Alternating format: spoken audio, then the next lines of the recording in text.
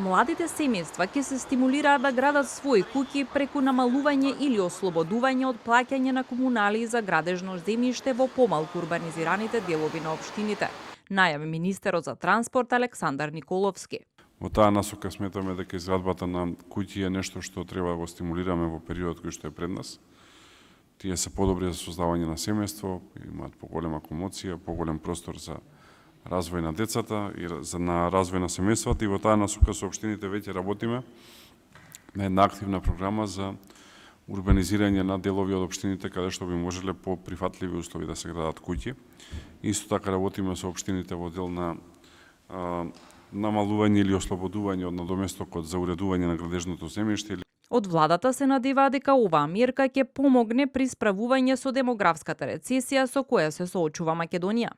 Да инвестираме во луѓето, во нивниот потенцијал и во нивната иднина.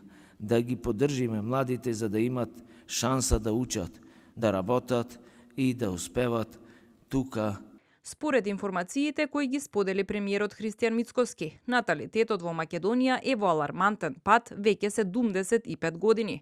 Затоа формирањето многудетно семејство е највисокиот патриотски чин, а секој што не мисли така, всушност не и мисли добро на државата, вели премиерот Мицкоски.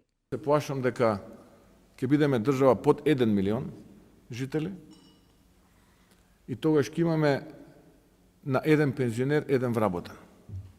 Тоа значи колапс за пензискиот фонд, тоа значи колапс за здравствениот фонд.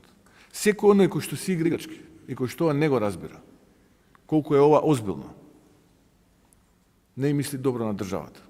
Сепак, министерот Николовски вели дека драстично намалениот наталитет во државата повеќе се должи на животниот стил на граѓаните отколку на економската состојба во која се наоѓа државава. Според статистичките податоци, Македонија е земја во длабока демографска старост и со една од највисоките стапки на иселување во Европа. За само 4 години си заминале на 33.000 граѓани, а стапката на наталитет падна на 8,8%.